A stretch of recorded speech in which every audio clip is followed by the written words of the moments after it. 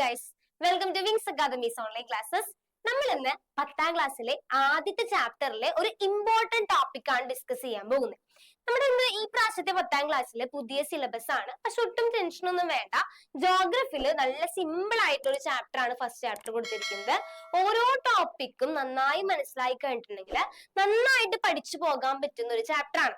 അപ്പൊ നമുക്ക് ആ ചാപ്റ്ററിൽ ഒരു ഇമ്പോർട്ടന്റ് ടോപ്പിക് നമുക്ക് ഇപ്പൊ ഈ ക്ലാസ്സിൽ ഇരുന്നുകൊണ്ട് പഠിക്കാവുന്നതാണ് കേട്ടോ. അപ്പൊ ഫസ്റ്റ് ചാപ്റ്റർ ഏതാണ്? ചാപ്റ്ററിന്റെ പേര് എന്താണ്? വെദർ ആൻഡ് ക്ലൈമറ്റ് എന്നാണ്. ഓക്കെ, ചാപ്റ്ററിന്റെ പേര് എന്താ പറഞ്ഞിരിക്കുന്നത്? വെദർ ആൻഡ് ക്ലൈമറ്റ് എന്നാണ്. അപ്പൊ ഈ ചാപ്റ്ററിലെ ഒരു ഇമ്പോർട്ടന്റ് ആയിട്ടുള്ള ടോപ്പിക് ആണ് ടീച്ചർ ഇന്ന് ഡിസ്കസ് ചെയ്യുന്നത്. ടോപ്പിക്കിന്റെ പേര് factors influencing the distribution of temperature. അപ്പൊ നമുക്കറിയാം, ടെമ്പറേച്ചർ എല്ലാ സ്ഥലത്തും ഒരുപോലെയല്ല, അല്ലെ? നമ്മുടെ താപം എല്ലാ സ്ഥലത്തും ഒരുപോലെയല്ല. അപ്പൊ എന്തൊക്കെയോ കാരണങ്ങൾ കൊണ്ടായിരിക്കും ആ താപത്തില് വേരിയേഷൻസ് ഉണ്ടാവുന്നത്. എന്തൊക്കെ കാരണങ്ങൾ കൊണ്ടാണ്? ചെറിയ ചെറിയ കാരണങ്ങൾ കൊണ്ട് നമ്മുടെ ടെമ്പറേച്ചറിൽ ഒരുപാട് വേരിയേഷൻസ് ഉണ്ടാകുന്നുണ്ട്. അതായത് നമ്മുടെ ടെമ്പറേച്ചറിനെ, താപത്തിനെ ഒരുപാട് ഫാക്ടേഴ്സ് അഫക്ട് ചെയ്യുന്നുണ്ട്. എന്തൊക്കെ ഘടകങ്ങളാണ് താപത്തെ സ്വാധീനിക്കുന്നത്? എന്തൊക്കെ ഘടകങ്ങളാണെന്ന് പറഞ്ഞേക്കുന്നത്? ഒന്നാമത് ലാറ്റിറ്റ്യൂഡ് ആണ്. രണ്ടാമത്തെ എന്താണെന്ന് പറഞ്ഞേക്കുന്നത്? ഓൾട്ടിറ്റ്യൂഡ് ആണ്. മൂന്നാമത്തത് differential heating of land and sea ആണ്. നെക്സ്റ്റ് വരുന്ന ഏതാണ്? ഡിസ്റ്റൻസ് ഫ്രം ദ സീ ആണ്. നെക്സ്റ്റ് ഏതാണ്? ഓഷ്യൻ കറൻസ് ആണ്. നെക്സ്റ്റ് പറയുന്നത് റിലീഫ് ആണ്. ഇതൊരു എസ്സേ ക്വസ്റ്റ്യൻ ആയിട്ട് നമുക്ക് എക്സാമിന് എക്സ്പെക്ട് ചെയ്യാവുന്ന ഒരു ക്വസ്റ്റ്യൻ ആണ് കേട്ടോ. ഇത് നോക്കിയാൽ എന്താണ്? നമ്മുടെ ടെമ്പറേച്ചറിന്റെ വിതരണത്തെ, നമ്മുടെ താപ വിതരണത്തെ അല്ലെങ്കിൽ താപീയ വിതരണത്തെ സ്വാധീനിക്കുന്ന ഘടകങ്ങൾ എന്തൊക്കെയാണ്? എന്തൊക്കെയാണ് ആ ഘടകങ്ങള്?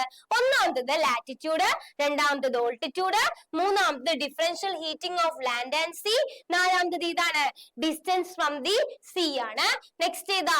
Ocean current. നെക്സ്റ്റ് ഏതാ പറയുന്നത്? റിലീഫ് ആണ്.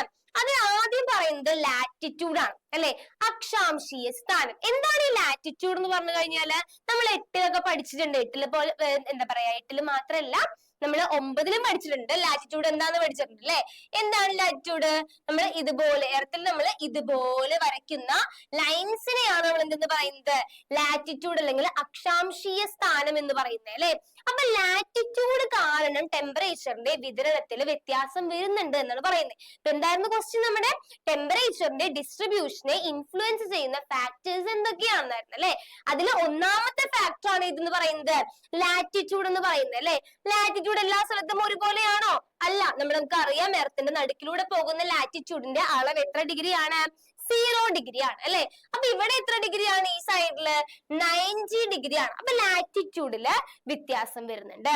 അപ്പൊ ലാറ്റിറ്റ്യൂഡ് മാറുമ്പോൾ അതിനനുസരിച്ചും എന്തും മാറുന്നുണ്ട്?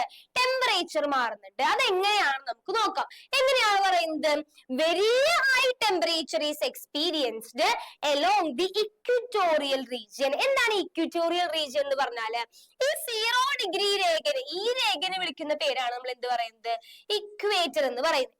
ഈ ഭാഗമാണ് ഇക്വറ്റോറിയൽ റീജിയൻ എന്ന് പറയുന്നത്, ഭൂമധ്യരേഖ എന്ന് പറയും, അല്ലെ? അപ്പൊ ഈ റീജിയനില് ഹൈ ടെമ്പറേച്ചർ ആണ് എക്സ്പീരിയൻസ് ചെയ്യുന്നത് അവർ പറയുന്നത്. എന്താ പറയുന്നത്? ഇക്വറ്റോറിയൽ റീജിയനില് ഹൈ ടെമ്പറേച്ചർ ആണ്, കൂടിയ താപമാണ് അനുഭവപ്പെടുന്നത്. എന്തുകൊണ്ടാണ് അവിടെ കൂടിയ താപം അനുഭവപ്പെടാൻ കാരണം? എന്തുകൊണ്ടാണ്?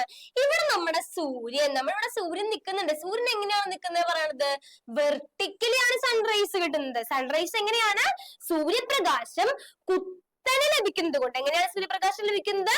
കുത്തനെയാണ്. സൂര്യപ്രകാശം ലഭിക്കുന്നത് കൊണ്ടാണ് ആ ഏരിയയിൽ അല്ലെങ്കിൽ ആ ഇക്വറ്റോറിയൽ റീജിയനിൽ എന്ത് ടെമ്പറേച്ചർ ആവാൻ കാരണം? ഹൈ ടെമ്പറേച്ചർ അല്ലെങ്കിൽ കൂടിയ താപമാവാൻ കാരണം. അപ്പൊ നിങ്ങൾ നോക്കിയേ, ഇനി എവിടെയായിരിക്കും ടെമ്പറേച്ചർ കുറയാൻ ചാൻസ്? നോക്കിയേ, ഇവിടുന്ന് സൺറൈസ് ഒരുപാട് ട്രാവൽ ചെയ്തിട്ടായിരിക്കും എവിടേക്ക് എത്തുന്നത്? പോളാർ റീജിയനിലോട്ട് എത്തുന്നത്, അല്ലേ? നമ്മുടെ സണ്ണിന്റെ റേസ്, സൂര്യപ്രകാശം ഇക്വറ്റോറിയൽ ആണെങ്കിൽ കറക്റ്റ് ആയിട്ട് വെർട്ടിക്കൽ ലഭിക്കുന്നു, ലംബമായിട്ട് ലഭിക്കുന്നത് കൊണ്ടാണ് അവിടെ ചൂട് കൂടാൻ കാരണം. എന്നാൽ പോളാർ റീജിയനിലോട്ട് എത്തുമ്പോഴേക്കും സൂര്യന്റെ റേസ് എന്താണ്? ചരിഞ്ഞാണ് പോകുന്നത്, സ്ലാൻഡിങ് ആണ്, അല്ലെ? അപ്പൊ ഒരുപാട് ദൂരം എന്താണ് ട്രാവൽ ചെയ്യുന്നത് കൊണ്ട് തന്നെ അവിടെ എന്ത് കുറയാൻ ചാൻസ് ഉണ്ട്? ടെമ്പറേച്ചർ കുറയാനായിട്ട് ചാൻസ് ഉണ്ട്. അപ്പൊ എന്ത് സ്വാധീനിക്കുന്നു എന്ന് പറയാം? നമ്മുടെ ടെമ്പറേച്ചറിന്റെ ഡിസ്ട്രിബ്യൂഷനെ സ്വാധീനിക്കുന്ന ഒരു ഘടകമാണ് എന്തെന്ന് പറയുന്നത്? ലാറ്റിറ്റ്യൂഡ് അല്ലെങ്കിൽ അക്ഷാംശീയ സ്ഥാനം എന്ന് പറയുന്നത് കേട്ടോ. ഇനി നെക്സ്റ്റ് നോക്കിയേ, ഇതിനെ ബേസ് ചെയ്തിട്ട്, അതായത് ഇതിന്റെ ഒരു ബേസിൽ ഒരുപാട് ടെമ്പറേറ്റ് സോണുകൾ ഉണ്ട്. ആ ടെമ്പറേറ്റ് സോണുകൾ ഫോം ചെയ്തിട്ടൊന്ന് മാത്രം പഠിക്കാനുള്ളൂ, പേരുകൾ മാത്രം പഠിക്കാനുള്ളൂ. എവിടെയൊക്കെ ഏതൊക്കെ ടെമ്പറേറ്റ് സോണുകൾ കാണുന്നുണ്ടെന്ന് പഠിച്ചു വെക്കണം കേട്ടോ. ഇവിടെ ഇക്വേറ്റർ ആണ്, നമ്മൾ ഓൾറെഡി പറഞ്ഞു. ഇനി ഇവിടെ നോർത്ത് ടെമ്പറേറ്റ് സോൺ ഉണ്ട്, നോർത്ത് ഫ്രിഡ്ജിഡ് സോൺ ഉണ്ട്. ജസ്റ്റ് ഈ ഫിഗറിൽ ഏതൊക്കെയാണ് അണ്ടർലൈൻ ചെയ്യാനായിട്ട് നിങ്ങളൊന്ന് പഠിച്ചു നോക്കി വെച്ചേക്കണം. ഓക്കെ, നെക്സ്റ്റ് പറയുന്നത് രണ്ടാമത്തെ ഫാക്ടർ, നമ്മുടെ നമ്മുടെ ടെമ്പറേച്ചറിന്റെ ഡിസ്ട്രിബ്യൂഷനെ ഇൻഫ്ലുവൻസ് ചെയ്യുന്ന രണ്ടാമത്തെ ഫാക്ടർ ആണ് ഓൾട്ടിറ്റ്യൂഡ് എന്ന് പറയുന്നത്. നമുക്കറിയാം അല്ലെ, ഉയരം. എന്താണ് ഉയരം എന്ന് പറഞ്ഞാല്? ഉയരം കൂടുന്തോറും എന്ത് സംഭവിക്കുന്ന പറയുന്നത്? ഉയരം കൂടുന്തോറും നമ്മുടെ ടെമ്പറേച്ചർ ഇവിടെ എന്ത് ചെയ്യുന്നു? കുറയാണ് ചെയ്യാം. ഓൾട്ടിറ്റ്യൂഡ് എന്ന് പറഞ്ഞാൽ എന്താ മക്കളെ? ഉയരം എന്നാണ്. ഉയരം ഇവിടെ എന്താ പറയുന്നത്? ഉയരം എങ്ങനെയാണ് ടെമ്പറേച്ചറിനെ സ്വാധീനിക്കുന്നത്? ഉയരം കൂടുന്തോറും എന്ത് കുറയുന്നു എന്നാണ് പറയുന്നത്? ടെമ്പറേച്ചർ അവിടെ കുറയുന്നു. അപ്പൊ ഉയരം കുറയുമ്പോൾ എന്തായിരിക്കും അവിടെ? ടെമ്പറേച്ചർ അവിടെ കൂടാനുള്ള ചാൻസ് ഉണ്ട്. ഇനി ഈ ഓൾട്ടിറ്റ്യൂഡിൽ തന്നെ വരുന്ന ഒരു ടോപ്പിക് ആണ്, ഒരു ഇമ്പോർട്ടന്റ് ടോപ്പിക് ആണ് നോർമൽ ലാപ്സ് റേറ്റ് എന്ന് പറയുന്നത്. എന്താണ് നോർമൽ ലാപ്സ് റേറ്റ് എന്ന് പറഞ്ഞാല്? നോർമൽ ലാപ്സ് റേറ്റ് എന്ന് പറഞ്ഞാല് നോക്കിയേ, the phenomena of gradual decrease at the temperature at the rate of 6.4 degree Celsius per kilometer of altitude അല്ലെ. അതായത് ഓരോ കിലോമീറ്ററോളം കഴിയുമ്പോഴും എന്ത് സംഭവിക്കുന്ന പറയുന്നത്? 6.4 ഡിഗ്രി സെൽഷ്യസ് ടെമ്പറേച്ചർ അവിടെ എന്ത് ചെയ്യുന്നു? കുറയുന്നു എന്ന് പറയുന്നത് കേട്ടാ. അപ്പൊ നമ്മൾ പറഞ്ഞു ഉയരം കൂടുന്തോറും എന്ത് കുറയുന്നു പറഞ്ഞു? ടെമ്പറേച്ചർ കുറയുന്നു പറഞ്ഞല്ലേ. അത് എങ്ങനെയാ കുറയുന്നേ? ഓരോ കിലോമീറ്ററോളം എത്ര ഡിഗ്രി സെൽഷ്യസ് കുറയുന്നത്? 6.4 ഡിഗ്രി സെൽഷ്യസോളം താപം കുറയുന്നു. ഈ ഒരു പ്രതിഭാസത്തെ വിളിക്കുന്ന പേരാണ്, അല്ലെങ്കിൽ ഈ ഒരു ഫിനോമിനയെ വിളിക്കുന്ന പേരാണ് നോർമൽ ലാപ്സ് റേറ്റ് എന്ന് പറയുന്നത് കേട്ടോ. ഓക്കെ, ഇനി നെക്സ്റ്റ് നമ്മളെ എന്താണ് നമ്മുടെ ടെമ്പറേച്ചറിന്റെ ഡിസ്ട്രിബ്യൂഷനെ ഇൻഫ്ലുവൻസ് ചെയ്യുന്ന മറ്റൊരു ഫാക്ടർ ആണ് differential heating of land and sea എന്ന് പറയുന്നത്. നമുക്കറിയാം, കരയാണെങ്കിലും കടലാണെങ്കിലും ഒരുപോലെയാണോ ചൂടാവണം? അവരുടെ സ്വഭാവം ഒരുപോലെയാണോ? ഒരിക്കലല്ല. അവരുടെ സ്വഭാവം രണ്ടെന്താണ്? ഓപ്പോസിറ്റ് സ്വഭാവമാണ് അവർക്ക്. ഒരു ചേർന്ന് പോണ സ്വഭാവമല്ല, ഓപ്പോസിറ്റ് ആയിട്ടുള്ള സ്വഭാവമാണ്. ലാൻഡിനാണെങ്കിലും കടലിനാണെങ്കിലും ഒരു വിപരീത സ്വഭാവമാണ്. അപ്പൊ അതുകൊണ്ട് തന്നെ എന്താണ്? ചൂട് പിടിക്കുന്നതിലും എന്തുണ്ടായിരിക്കും? ഡിഫറൻസ് ഉണ്ടായിരിക്കും അല്ലെ. അപ്പൊ നോക്കിയേ, നമ്മൾ സീ വെച്ച് കമ്പയർ ചെയ്യുമ്പോൾ, നമ്മൾ കടല് വെച്ച് കമ്പയർ ചെയ്യുമ്പോൾ ആരാണ് പെട്ടെന്ന് തന്നെ ചൂടാവണതും അതുപോലെ തന്നെ കൂളാവണതും? ആരാണ്? ഓക്കെ, ആരാണെന്നാ പറയുന്നത്? ലാൻഡ് ആണ്. നമ്മൾ സീ വെച്ച് കമ്പയർ ചെയ്യുമ്പോൾ ലാൻഡിന് കുറച്ചും കൂടി എന്താണ്? പെട്ടെന്ന് ചൂട് പിടിക്കുകയും പെട്ടെന്ന് തണുക്കുകയും ചെയ്യുന്ന ഒരു സ്വഭാവം ആർക്കുണ്ടെന്നാണ് പറയുന്നത്? നമ്മുടെ ലാൻഡിനുണ്ട്. ഇനി ലാൻഡ് ഏരിയക്ക് എന്ത് എക്സ്പീരിയൻസ് ചെയ്യും? അതുകൊണ്ട് തന്നെ ഹൈ സമ്മർ ടെമ്പറേച്ചറും ലോ വിന്റർ ടെമ്പറേച്ചറും ആയിരിക്കും. ഓക്കെ, ലാൻഡ് ഏരിയക്ക് എന്ത് അനുഭവപ്പെടാൻ ചാൻസ് ഉണ്ട്? ഹൈ ആയിട്ട് സമ്മർ ടെമ്പറേച്ചറും എക്സ്പീരിയൻസ് ചെയ്യാം, അതുപോലെ തന്നെ എന്താണ്? ലോവർ വിന്റർ ടെമ്പറേച്ചറും എക്സ്പീരിയൻസ് ചെയ്യാനുള്ള ചാൻസ് ഉണ്ടെന്നാണ് പറയുന്നത്. ഓക്കെ, അതാണ് നമ്മൾ നെക്സ്റ്റ് പറഞ്ഞ മറ്റൊരു factor, differential heating of land and sea എന്ന് പറയുന്നത്. ഓക്കെ, നെക്സ്റ്റ് ഏത് ഫാക്ടറാണ് ഇൻഫ്ലുവൻസ് ചെയ്യുന്നത്? ഓഷ്യൻ കറന്റ് ആണ്. ഓക്കെ, എന്താ പറയുന്നത്? ഓഷ്യൻ കറന്റ് ആണ്. എന്താണ് ഇവിടെ പറയുന്നത് ഓഷ്യൻ കറന്റ് എന്ന് പറഞ്ഞാല്? The temperature along the coastal region is raised or lowered by the warm current and cold current. Ocean current എന്ന് പറയുമ്പോൾ നമുക്ക് രണ്ട് തരം കറന്റ്സ് ആണ് ഇവിടെ പറയുന്നത് അല്ലെ. ഏതൊക്കെയാണ്?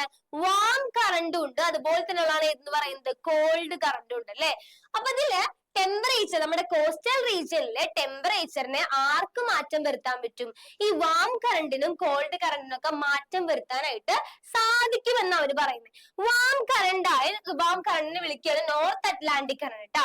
ഒരു വാം കറന്റിന്റെ പേരാണ് നോർത്ത് അറ്റ്ലാന്റിക് കറന്റ്. അപ്പൊ വാം എന്ന് പറയുന്നത് നമുക്ക് അറിയാലോ, കുറച്ച് ചൂടുള്ളതാണ് അല്ലെ. അപ്പൊ ഈ വാം കറന്റ് എവിടേക്ക് വരികയാണ്? വെസ്റ്റേൺ യൂറോപ്യൻ കൺട്രീസിലേക്ക് വരികയാണ്. അവിടെ ഭയങ്കര തണുപ്പാണ്. അല്ലെ? ഭയങ്കര തണുപ്പാണ് വെസ്റ്റേൺ യൂറോപ്യൻ കൺട്രീസിൽ. ആ തണുപ്പുള്ള സ്ഥലത്തേക്ക് ഈ വാം കറണ്ട് ആയ നോർത്ത് അറ്റ്ലാന്റിക് കറണ്ട് വന്നു കഴിഞ്ഞാല് അവർക്ക് എന്ത് കിട്ടും? ഒരു റിലീഫ് കിട്ടും, ഒരു ആശ്വാസം കിട്ടും അല്ലെ? ഭയങ്കര തണുത്തിരിക്കുന്ന സമയത്ത് ഒരു ചൂടുകാറ്റ് വീശിക്കഴിഞ്ഞാൽ നമുക്ക് എന്താണ്? ഒരു ആശ്വാസമാണ്. അതുപോലെ തന്നെയാണ് ഭയങ്കര ചൂടായിട്ടിരിക്കുന്ന സമയത്ത് ഭയങ്കര ഒരു തണുത്ത കാറ്റ് വീശാൻ നമുക്ക് ആശ്വാസമാണ് അല്ലെ? അതേപോലെ തന്നെ ഒരു വാം കറണ്ട് ആയിട്ടുള്ള എക്സാമ്പിൾ പറയുന്നുണ്ട് മക്കളെ. ഇത് വാം കറണ്ട് ആയിട്ടുള്ള നോർത്ത് അറ്റ്ലാന്റിക് കറണ്ട് എവിടേക്ക് ആർക്ക് റിലീഫ് കൊടുക്കുന്ന പറയണത്? വെസ്റ്റേൺ യൂറോപ്യൻ കൺട്രീസ് ആയിട്ടുള്ള വെസ്റ്റേൺ യൂറോപ്യൻ കൺട്രീസ് ഭയങ്കര തണുപ്പായിരിക്കും, അവിടേക്ക് എന്ത് കൊടുക്കുന്നു? ഒരു ആശ്വാസം കൊടുക്കുന്നു എന്നാണ് പറയുന്നത്. അപ്പൊ ഓഷ്യൻ കറന്റും എന്തിനെ ഇൻഫ്ലുവൻസ് ചെയ്യുന്നുണ്ട്? ടെമ്പറേച്ചറിന്റെ ഡിസ്ട്രിബ്യൂഷനെ ഇൻഫ്ലുവൻസ് ചെയ്യുന്നുണ്ട്. ഓക്കെ, ഇനി നമ്മുടെ ലാസ്റ്റ് ഫാക്ടർ ആണ്, ഏറ്റവും ലാസ്റ്റ് ഫാക്ടർ ആണ് റിലീഫ് എന്ന് പറയുന്നത്. ഭൂപ്രകൃതി എന്ന് പറയും, റിലീഫ് എന്ന് പറയൂ ട്ടോ. എന്താണ് റിലീഫ്? റിലീഫ് എങ്ങനെയാണ് ഒരു ടെമ്പറേച്ചറിന്റെ ഡിസ്ട്രിബ്യൂഷനെ ഇൻഫ്ലുവൻസ് ചെയ്യുന്നത് നോക്കാം നമുക്ക് എങ്ങനെയാണെന്ന് ട്ടോ. നോക്കി എങ്ങനെയാ പറഞ്ഞേക്കുന്നത്? Availability of sunlight differs from one place to another in accordance with relief. ശരിയല്ലേ? ഓരോ ഭൂപ്രകൃതി അനുസരിച്ച് നമ്മൾ എന്തിന് വ്യത്യാസം ഉണ്ടായിരിക്കും? ടെമ്പറേച്ചറിൽ വ്യത്യാസം ഉണ്ടാവാറുണ്ട് അല്ലെ? നമ്മുടെ എല്ലാ സ്ഥലവും ഒരുപോലെയാണ് അവിടെ? അല്ല, ഒരിക്കലും അല്ല അല്ലെ? ഓരോരോ സ്ഥലത്തിനും ഓരോരോ പ്രത്യേകതയുണ്ട്. അപ്പൊ ആ ഭൂപ്രകൃതി അനുസരിച്ച് എന്തിനും വ്യത്യാസം വരുന്നുണ്ട് എന്നാണ് പറയുന്നത്. നമ്മുടെ ടെമ്പറേച്ചറിലും വ്യത്യാസം വരുന്നുണ്ട്. ഫോർ എക്സാമ്പിൾ ആയിട്ട് അവർ പറയാണ്, ഇപ്പൊ സണ്ണിനെ ഫേസ് ചെയ്തിരിക്കുന്ന അല്ലെങ്കിൽ നമ്മുടെ സൂര്യനെ ഫേസ് ചെയ്തിരിക്കുന്ന ഒരു മൗണ്ടെയിൻ സ്ലോപ്പ് ആണ് എങ്കിൽ അവിടെ ഭയങ്കര ടെമ്പറേച്ചർ അനുഭവപ്പെടാനുള്ള ചാൻസ് ഉണ്ട് അല്ലെ? സൂര്യനെ ഫേസ് ചെയ്തിരിക്കുന്ന ഒരു മൗണ്ടെയിൻ സ്ലോപ്പ് ആണെങ്കിൽ അവിടെ ഒരുപാട് ടെമ്പറേച്ചർ അനുഭവപ്പെടാൻ ചാൻസ് ഉണ്ട്. എന്നാൽ ഓപ്പോസിറ്റ് സ്ലോപ്പിൽ എന്തായിരിക്കും? ഓപ്പോസിറ്റ് ആയിട്ടുള്ള വശത്ത് എന്തായിരിക്കും? ടെമ്പറേച്ചർ അവിടെ എന്തായിരിക്കും? കുറവായിരിക്കും ഉണ്ടാവാം. അപ്പൊ നമ്മുടെ ടെമ്പറേച്ചറിനെ ഇൻഫ്ലുവൻസ് ചെയ്യുന്ന ഫാക്ടേഴ്സ് ആണ് നമ്മൾ പറഞ്ഞത് അല്ലെ?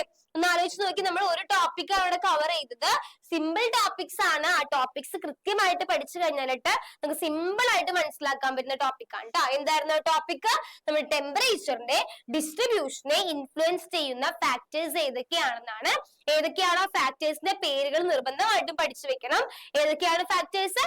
Latitude, altitude, differential heating of land and sea, distance from the sea, ocean currents, പിന്നെ ലാസ്റ്റ് വന്നിട്ട് ഏതാണ്? റിലീഫ് ആണ്. Okay, thank U.